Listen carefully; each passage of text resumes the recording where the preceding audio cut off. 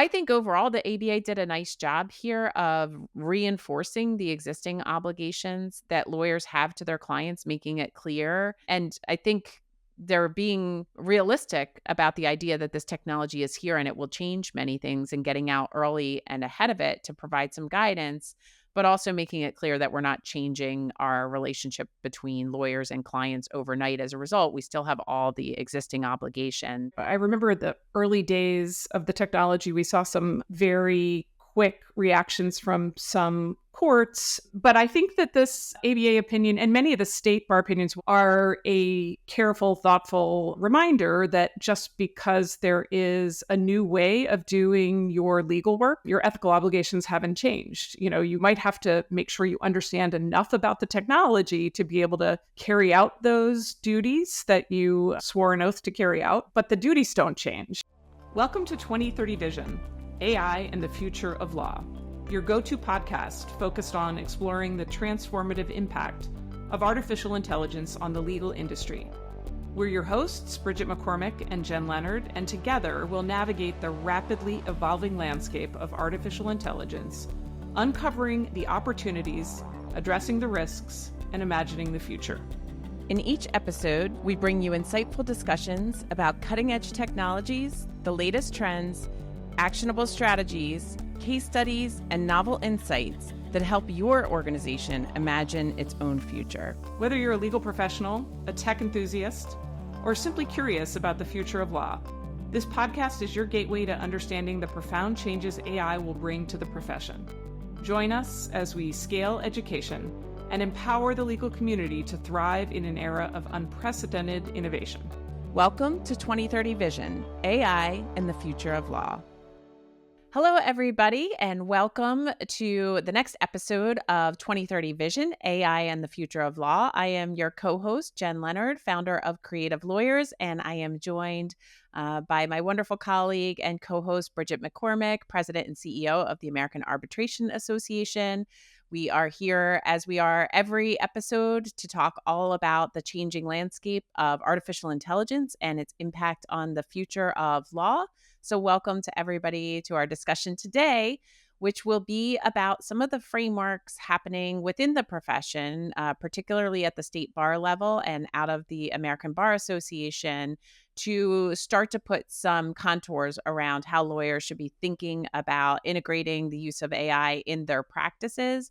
We'll talk a little bit about some early distinctions across states and how they are thinking about lawyers' use of artificial intelligence, and share our thoughts about how states might want to consider the use of AI in the future. Hi, Bridget. It's wonderful to see you. Good morning, Jen. It's great to see you too. I'm excited for today's conversation, and also so many other things we're conspiring about in this area in the coming months. So it's great to see you. Yeah, absolutely. There's so much good fun to have right now to do things in better ways. And as we do every episode, we will start with our Gen AI moments since our last recording. So the moment in which we each use generative AI to do something that felt magical to us as we're learning how to use these in our day-to-day lives. And then we'll share two definitions that might be new to listeners that we are learning about, so that when you hear them in the ether as the conversation unfolds, they'll make more sense to you. And then we'll dive into the discussion. So Bridget, can you kick us off with your Gen AI moment for the week? Yeah, absolutely. As you know, Jen, my husband and I bought this very small little cherry orchard in northern Michigan that is currently being farmed by the farmer we purchased it from. But eventually, we want to figure out how to farm it ourselves. And it seemed to me that I better start figuring out what that looks like. And there's obviously the technical aspects of it. What does it mean to, farm cherries? But then there's a whole bunch of separate but equally important business questions, tax and regulatory questions.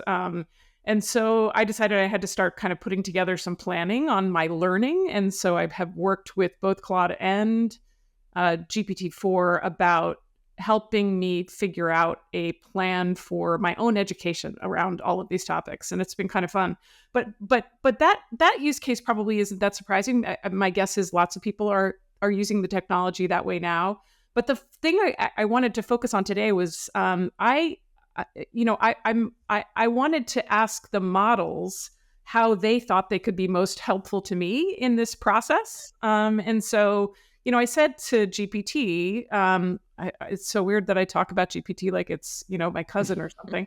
I said, how do you think I can best use you as I go through this education process, especially since, you don't always remember what we talked about the last time. I wanted to sort of figure out where the ways are that I didn't understand best how to use it. And surprisingly, GPT, I expected it to like point me to a Microsoft product for keeping track of my learning, just because, OpenAI has this relationship with Microsoft, but it actually gave me a choice. It told me, Google Docs would work just fine, or any other note-taking app, or the Microsoft Suite. And I thought that was pretty interesting.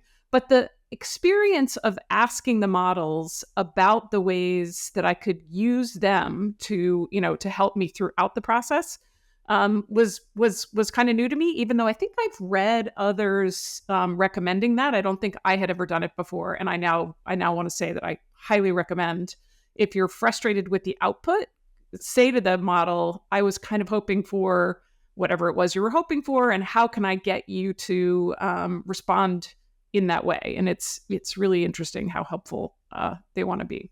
I think that's such a good tip. I've been running some workshops with lawyers to get them thinking past, how do I use this in my practice tasks? Like, how do I use it to draft a lease? How do I use it to draft a brief? And thinking more creatively and open-ended ways about the business, about business development and marketing and different more creative applications. And so a lot of those workshops involve lawyers sitting down actually in a room together with their laptops and with like a public frontier model and an anonymized hypothetical situation. And I've noticed that, like you would expect, like most of us do, the initial reaction is sort of sitting and wondering what to do with it, because that's how we engage with software and technology traditionally. And then they'll talk to each other and say, like, what should I ask it? Like, what can it do? And I'll say to them, ask the LLM what you should ask it. Ask the LLM what its capabilities are. But it's a weird switch, I think, because it's so different from how we have interacted with technology so far. So I think it's a really good tip for people to be aware of. I do it now because now I'm much more aware of it. And we'll talk about this in a future episode, but there's a new model out from OpenAI. And when I found out it came out, I asked it, what do you do differently that the last model didn't do? And it had like a whole nice list of things. And it's such a jump start. So I think it's a really good tip. Yeah, it is a big transition though, in terms of, I think, at least most people's history of working with technology. What about you? Do you have a fun generative AI moment for us this week? I feel like mine is not as insightful as yours, but it's just further evidence of how much more efficient we can be with using these models and things that we're expert in or things that we do professionally. I've been using it a lot lately in developing facilitators guides for these workshops. And so thinking through, what are some open-ended problems that lawyers might face that would be amenable to the creation of an activity that could get them thinking about these things. And then it will generate, here are 10 different ways that they could use this. And I'll think, oh, okay, like 4 of those are really good ideas. The other 6 are going to be eye rolls from law firm partners.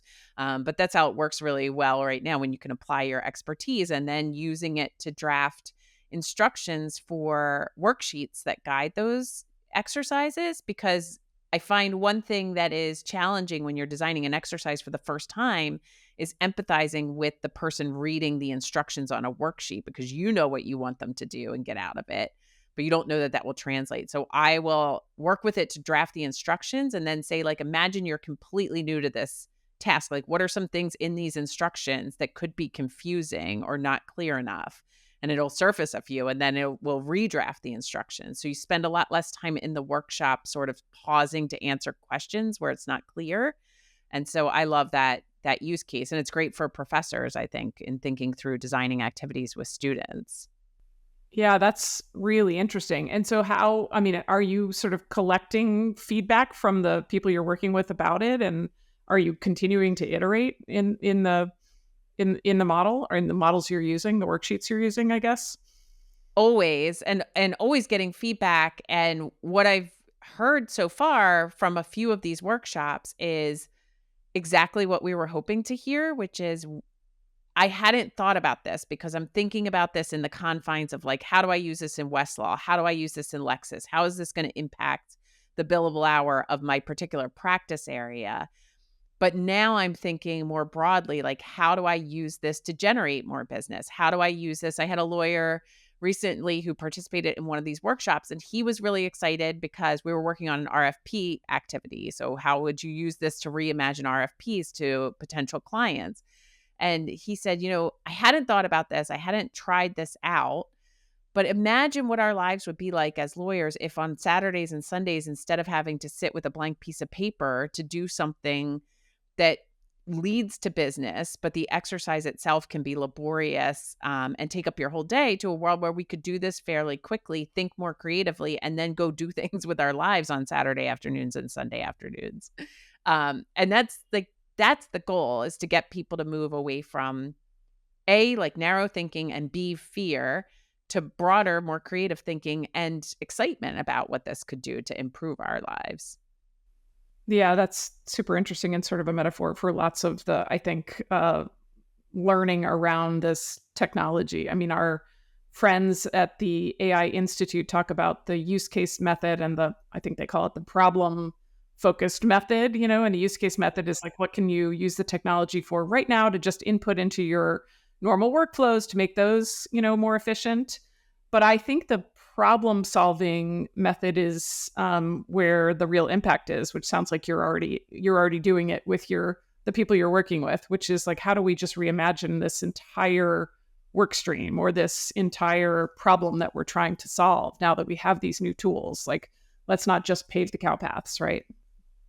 Right. And it's interesting because I do want to get better at framing the directions, which I think is part of the approach, but the major approach is like a mindset shift, so that lawyers really do feel encouraged to, I heard somebody say this recently, like, you're in a workshop, you're not going to break anything.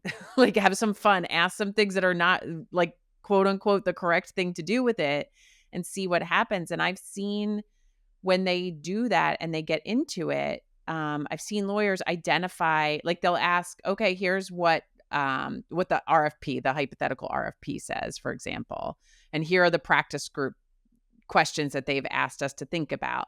But then I've had people say, like, then I ask it back, well, what are some things that this GC might not be thinking about with respect to this project? Or like, what are some things that might also be on their plate that we could incorporate into this? And they'll generate some ideas of things that they hadn't been thinking about before. And so while they're having the conversations about, this could impact our business model in negative ways and we should be afraid of that, they're also sort of like, well, it also surfaced this thing that we don't currently offer through this practice group. But if we had time, we might be able to build this out as a service that's really in need, but nobody has this yet. And I think that's really cool. I love those conversations. Yeah, I think that's the sweet spot where, for at least for lawyers right now, is thinking about what those new things are that you couldn't do before that you might be able to do now. Yeah. All we have to do is control ourselves from filling in all the time savings with new tasks and new ways to make ourselves miserable. But we could still have hope. And another thing that we like to help people understand are some of the strange terms and concepts that come along with learning a totally new technology. So each episode, we like to each share a term and explain what it is. So I'm going to start with you, Bridget. You're going to talk about prompt engineering. Yeah, I feel like prompt engineering might be one that most people understand at this point. It feels like one of the earliest, new terms that people learn about when they just start playing with the models. But it's the practice of crafting and then, refining the input prompts that you give the large language models to produce the output. So in other words, the particular questions that you ask it when you want it to give you some output matter. And we've all like learned along the way, and there are actually lots of guides on this now that even some of the companies that build these models have put out, which are interesting if you're just starting to learn about it. But it's a way to strategically think about the questions and the instructions and the context that you give the model, so it produces the answers that you're looking for. So, for example, if you're the more clear you can be, the trying to leave out ambiguity, giving it background and information to frame what you're looking for, telling it to think through its steps and show its work can make a big difference in the answers it produces. Setting limits is helpful. Giving it examples of the kind of things you're looking for is helpful. And then the follow-up questions you ask are sometimes almost as important as the original ones. And I think it's that whole practice that we are referring to when we talk about prompt engineering. Does that sound right? Yeah, absolutely. And the one point you made there about saying things that sound a little weird but improve the performance, I think is something that's surprising to people.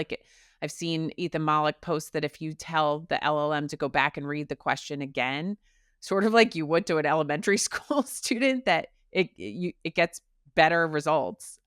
So some of the weird things you could say to them to improve their performance is very odd. Yeah, I mean, I don't know if this is still true, but there was a period where Ethan and some other scholars, or maybe he was just reporting on other scholarship, showed that if you told the model it was May, it would do a more thorough job than if it thought it was December, because I guess in December, everybody kind of gives their work short shrift because we're trying to get, off to our holiday. So that was fascinating. I don't know if that's still true. That probably, I assume things like that get better and better as time goes on, and it doesn't cut corners just because it might be December 21st. Hopefully. Yeah. That's funny. I remember that too. All right. So we talk about GPTs all the time, and it's in the title of a lot of the models that we're using. But what does GPT mean, Jen? Yeah. So one thing that these tech companies have done no favors for us around is like the naming of all of these things. Terrible marketing. I'm convinced it's on purpose because they have to know by now that they're not doing anybody any favors in figuring this out. So GPT, of course, is from ChatGPT, and it stands for Generative Pre-trained Transformers, which is the foundational description of what this technology is. And then there's another version of GPT, which is personalized GPTs, which are customized versions that you can create in ChatGPT to tailor for specific use cases using documents or personas that the GPT will adopt to help you answer particular questions or guide you on particular topics. So if you hear people talking about ChatGPT and then you hear people asking about GPTs plural, usually if they're using the plural form, this is what they're talking about, are these customized models or versions of the model. It's also confusing because the other tech companies are developing their own versions. So Google now has what they call GEMS, which is short for Gemini, which is their version of ChatGPT. So you'll see these terms crop up. But they're really interesting things to use. If you have a specific thing that you're doing over and over again, or a particular resource that you're frequently consulting that can be lengthy and hard to get through, you can create a personalized GPT. So as an example, I have a different GPT for each of my kids' school handbooks, because, they're like 100 pages long each, and I only ever need to know one small piece of it. And I keep it up on my desktop in the morning as we're rushing to school. And it's sort of like, can you remind me of where I'm allowed to pull the car up for a drop off at my son's school? Or can you remind me when parent teacher conferences are scheduled, or where we meet the teachers for back to school night at my daughter's school? And it will just search those documents and generate a really quick response for me. And I've been trying to use it in sort of low stakes cases like that. Have you used any GPTs, Bridget? Yeah, I have. I mean, well, first of all, we have a number of people building them across our internal data at the American Arbitration Association. So quite useful. And it's sort of a step along the way to building some chatbots, which will be useful for everybody. Around HR information and other, internal policies and practices that right now feel to me like they reside in lots of different places on our website or lots of different places on our SharePoint site. And I'm never confident I know which place to pull up. And so building all of the information around one topic into a GPT has been one helpful way to interact with that information. And then I've built a couple just for my own use. Like, for example, I have a CEO coaching GPT that I built, and it's one that I interact with sometimes when I'm bouncing a question off my friend, my CEO coaching GPT, before I ask my team in case it's an embarrassing question. I'd rather learn that online first. I love that. I do the same too. I have I named it Estee after Estee Lauder because I tried to think of a female entrepreneur. So I have a coach for female entrepreneurs that I ask a lot of questions to. And I gave it a lot of context around, my confidence level as a new business owner, things that might be helpful for somebody who has less experience. So to your earlier point about prompt engineering, you can prompt engineer in the GPT as you're creating it to customize the responses that it gives to you. So lots and lots of applications, I'm sure, for lawyers in the future as we really delve more deeply into GPT usage. So those are our Gen AI magical moments of since the last episode, and our terms and definitions, prompt engineering and GPTs. And today, for the balance of our conversation, we're really going to talk about how the profession is starting to put shape around guidance for how lawyers should use generative AI. And the American Bar Association issued its first formal opinion on generative AI. And we're also going to talk about some state bar associations' approaches to this. But maybe to level set, Bridget, I know this is a lawyerly audience and many people sort of understand all the different regulatory schemes, but could you talk a little bit about what these opinions really mean, how binding they are, and why we're sort of focused on them this episode? Yeah, I wanted to touch on this briefly before we dig into a couple of specific examples, because of course, regulation and sources of law come in many forms. Some states are looking at legislation around this technology, or at least California is. I guess I don't know for sure if any other states are as far along as California. California sent legislation to the governor's office, I believe. I don't think he has signed it yet. And the White House, of course, issued some guidance last spring, I believe. And Congress could issue its own statute about how generative AI should be regulated. And then courts eventually will issue substantive opinions when there are legal challenges around the use of technology. In the meantime, bar associations, state bar associations, and the ABA have the opportunity to issue these opinions on the ethical use and potential risks associated with the technology. And a number of states have done it, and they all seem to be converging on identifying the same kind of areas where lawyers should be looking out for it. Now, none of these ethics opinions are binding precedent in any way. They're not, if a lawyer doesn't follow the advice of her state bar opinions recommendation on how you should be approaching, for example, billing with respect to this technology, that doesn't mean you all of a sudden have a winning lawsuit against that lawyer if you're that lawyer's client. But they are often relied on by courts and regulators as authoritative sources of the norms and the best practices in the profession. And so they're pretty useful for any lawyer who's thinking about how to incorporate the technology into her practice, to at least be familiar with what the state bar's statements on the use of the technology and how it interacts with the state rules of professional conduct, as well as the ABA's opinion, which it issued, well, I think it was last spring, you'll remember exactly, but it was ABA's formal opinion, 512, on the use of generative AI in legal practice. And why don't we start by talking a little bit about 512, just because the ABA is pretty authoritative, at least across the practice and across the states. And so it makes sense to understand where they came down on the various issues that state bars are dealing with. So what's your sense of the ABA Opinion 512, and what do you think it does well? Are there any questions it leaves open? What are your thoughts about it generally? Yeah, so the Formal Opinion 512 came out earlier this year, and it's pretty comprehensive in its approach to thinking about generative AI with respect to the rules that sort of govern lawyers or the norms and what we should be doing. It's a 15-page opinion, and it covers everything from competence, underscoring that lawyers should understand the capabilities and limitations of any AI tools that they use, Gen AI tools that they use. I think notably, it says that lawyers do not need to become experts in the underlying technology, but they should generally be familiar with the technology itself and what it can and cannot do.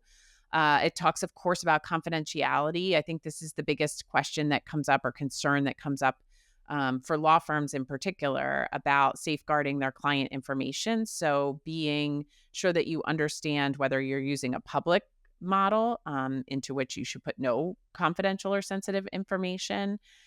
There will be some really interesting nuanced questions, ethical questions, I think, in the years ahead about sort of like hypothetical questions that you ask publicly available models with the purpose of using the feedback for your client facing work and things like that. But for now, just be careful of what you put into the system.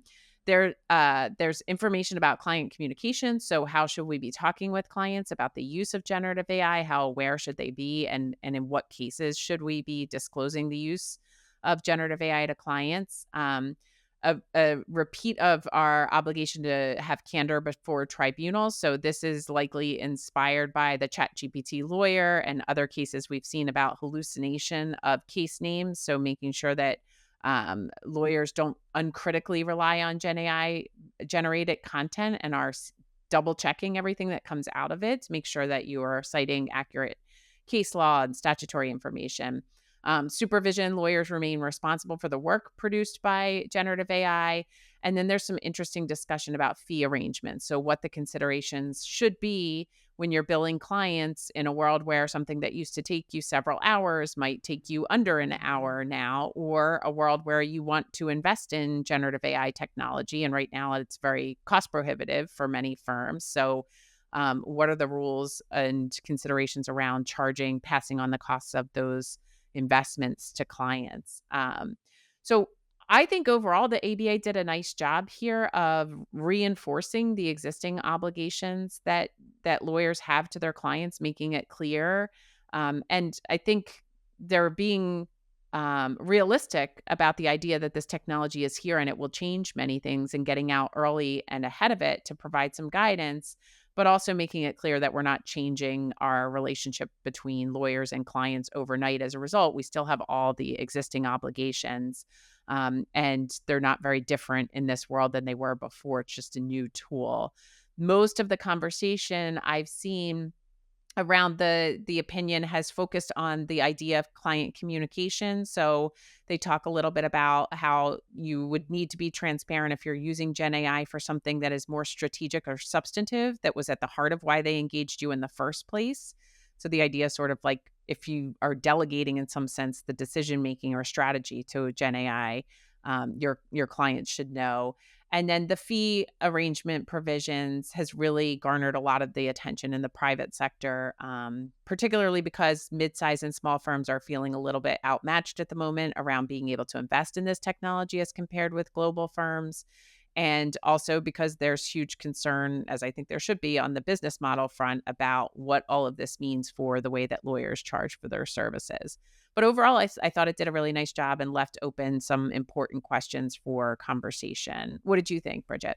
Yeah, I agree with all of that. I remember the early days of the technology. We saw some very quick reactions from some courts, especially courts that had experienced lawyers using the technology and not checking its work and citing fake case names in a number of cases. That one guy in New York who set us all back like 4 years.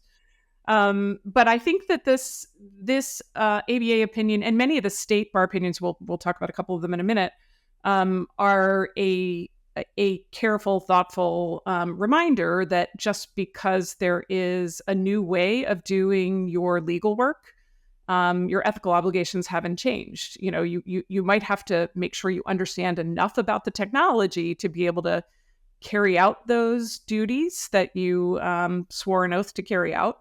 But the duties don't change. It's funny.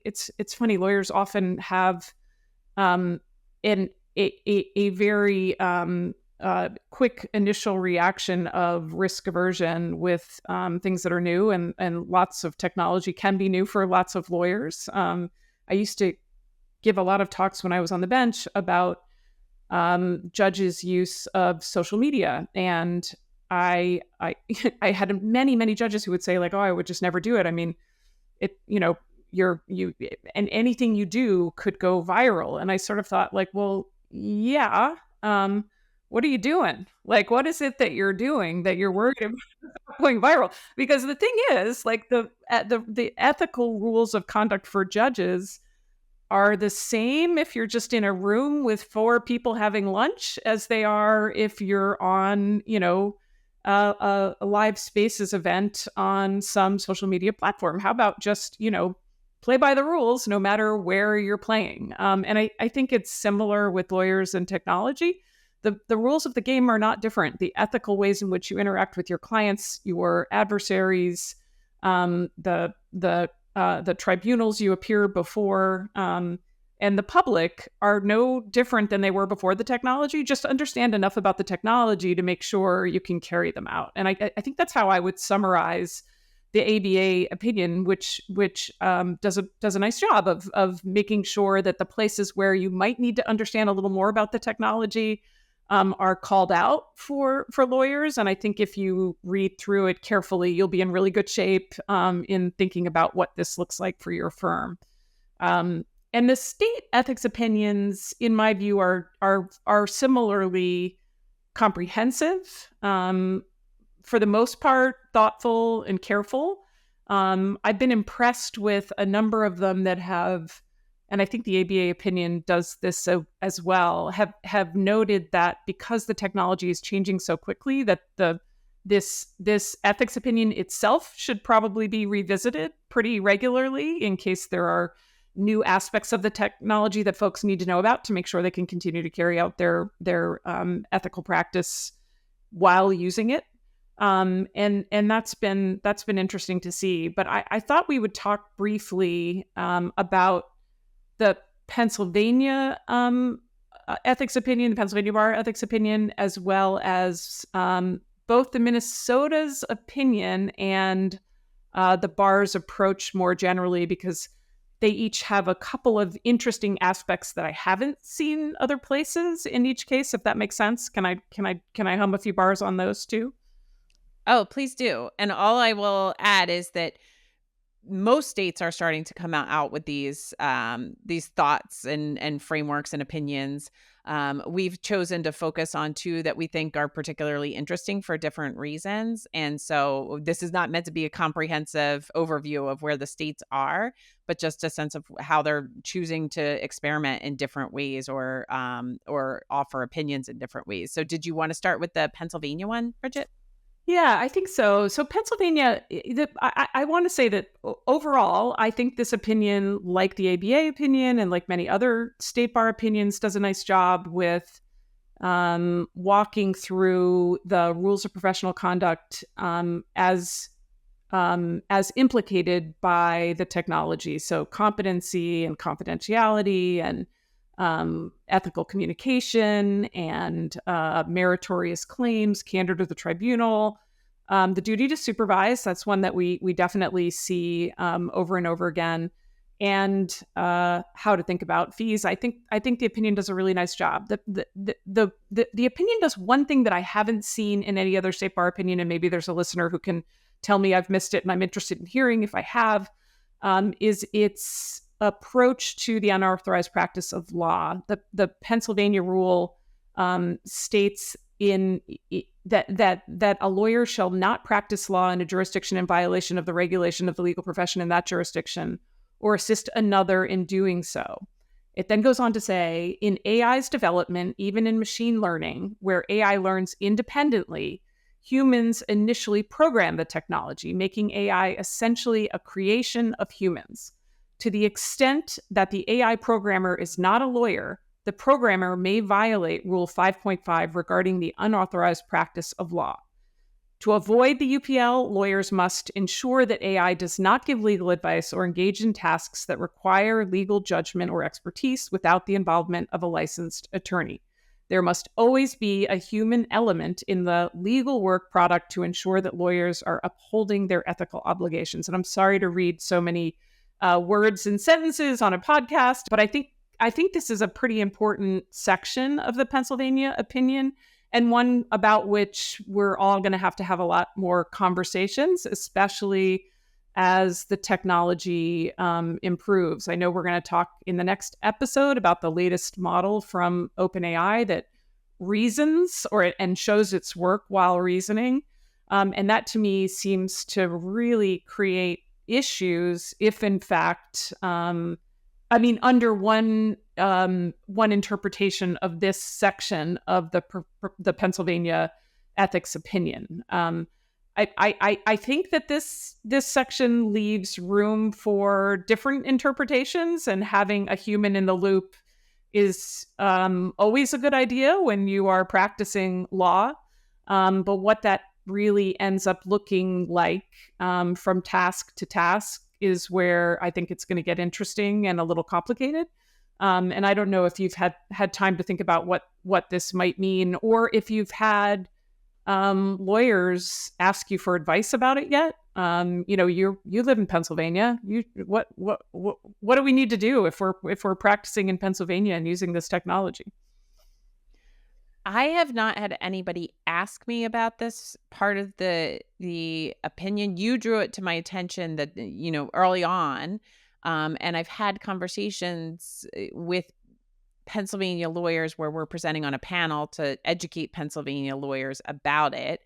I am really curious about this provision, especially the idea that if an AI programmer is not a lawyer, then the programmer might be violating the unauthorized practice of law by providing anybody who's not a lawyer with access to this technology, because as I read that, the programmer would be the big tech company like an OpenAI or an Anthropic.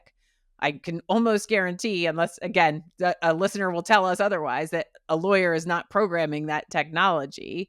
It's very likely a technologist doing that. So my question is, if I'm a regular person in Pennsylvania and I pick up ChatGPT and I ask it a question and there's no lawyer in the loop and it gives me something that I rely upon as legal advice, then who is sort of the person responsible for that? Is that the tech company itself? And again, as we mentioned at the beginning, these are not binding rules. But they certainly inform the way that the state Supreme Courts will think about their rules. And so it's an open question to me that I've not had anybody ask me about. I've more been asking other people. And the response I've gotten is, surely that's not the intention of the rule. That can't be the outcome. But that's how I read it. I don't know if you disagree. Yeah, no, I do. I think that's what the words on the page mean. It does feel hard for me to believe that's what it's going to mean in practice, because I am sure, in fact, I'm already aware of people in Pennsylvania who are not lawyers, who have used the technology to get help with legal problems. I think one of my kids was living in Pennsylvania last year, and a friend of his had some trouble with her leaky roof in her apartment. And she was able to get some help and information from ChatGPT and use it to negotiate with her landlord. Was Sam Altman or his engineering team guilty of a felony in that case? I mean, if I find it very hard to believe, even the part of the profession that is most worried about protecting consumers, which is an important role that bar associations play, would think that it makes any sense at all to pursue criminal charges against the engineers at a frontier model company that have built a product that people are going to find their way to use when they don't have other options, which was this case. And I'm sure this is one of many, many, many examples of that. So I don't know. It'll be interesting to see how it plays out. Yeah, I mean, I agree. And I think you'd have two outcomes if that were to be the codification of the rules that govern Pennsylvania lawyers. One is I think the state Supreme Court would be engaged in a game of whack-a-mole, the likes of which we've never seen, trying to identify everyone in the Commonwealth using these technologies. And to your other point, I mean, we've seen the leaders of these tech companies, flout thumb their noses at the European Union or entire nation states. So I think probably they're not that concerned about our different states coming after them for unauthorized practice of law. So it'll be interesting to see how Pennsylvania evolves as it codifies some of the rules governing lawyers, and also interesting to see how different it is from the way that some other states are choosing to sort of think about the applications for people across their states using these technologies. And Minnesota is a great contrast. And I wonder, Bridget, if you'd be willing to walk us through what Minnesota is doing in response to generative AI. Yeah. Well, so first of all, Minnesota, like many other states, including Pennsylvania, did release an ethics opinion at the end of July. And I think like many others, really thorough and thoughtful, and a great place for any Minnesota lawyer that's trying to get their arms around what the potential places are where they need to be extra careful in using the technology, given their ethical obligations to their clients and the public, competence, candor, confidentiality, fees. There's one piece of the Minnesota ethics opinion on fees that I found really, really interesting. That I think lawyers focus, or many lawyers are focused on the cost of using the technology and whether there is a way to pass that on when their clients are getting the benefit of it. It seems like a fair set of questions. Minnesota reminds lawyers about the other side of that coin, that if lawyers could be using the technology to do certain tasks significantly more efficiently, they probably have an ethical obligation to do it. And the quote comes from another ethics opinion, but it's one of my favorites. Lawyers must remember that they may not charge clients for time necessitated by their own inexperience. So yes, learn what you need to learn to use the technology to help your clients, because otherwise, if you're charging them to do tasks manually that you could be doing far more efficiently, they may have a reason to complain about your service. So I think that's kind of an interesting aspect of the fees discussion going forward for lawyers, I think. I do think, again, that makes it a little more complicated for small and medium firms that just have a harder time with even finding the time to learn the technology and learn how it will benefit their clients. I don't know. Do you have thoughts about that for them in particular? Totally agree. I mean, I think in the long term that generative AI is a game changer for small and solos and plaintiff side practices, outside of the contingency plaintiff side practices. But I think in the short term, this is what I hear most frequently from mid-sized firms, small firms, solo practices, is like, they don't have the time, because at any level of your practice, in any one of those models, you just don't have the time to build in these things, the learning process, but also the investment you would need to make in having somebody come in and teach you how to use this, or in acquiring the tools themselves. I think that they're really grappling in the short term. And I do get a little bit concerned that the big global firms have, goo gobs of money and resources to throw at these things and figure it out more quickly. And I am worried that we're not being supportive enough of everybody else who serves a lot of different parts of the legal marketplace. And these opinions, I think, have generated the most discussion in those areas of the profession. Yeah, I mean, if anything, that the opinions have been useful to get lawyers to focus on what does this mean for all of us, right? Like, what does this mean for our firm? What does this mean for our practice? What does it mean for our clients? And I think that's, even if the opinions are outdated 6 months from now, because the technology has already moved so quickly that there are new considerations, they've been useful in starting these conversations. So I'm grateful to the bar associations who have taken the dive to get these done. Minnesota has one other piece of their work, though, that's worth mentioning that you and I have talked about, and it may be because Damian Reel, I think, chaired the committee, and Damian, of course, is at VLEX and a longtime legal tech evangelist, I think, and a real innovator. But the state bar greenlighted a new committee that's going to stand up a generative AI regulatory sandbox tasked with improving access to justice. So, in other words, the committee sees this technology as potentially one that might provide some really novel breakthrough, perhaps, solutions for the access to justice crisis in Minnesota, which is the same crisis in every other state in the United States. Most people can't afford legal help with their civil justice problems, and so they either just try and manage on their own or they give up.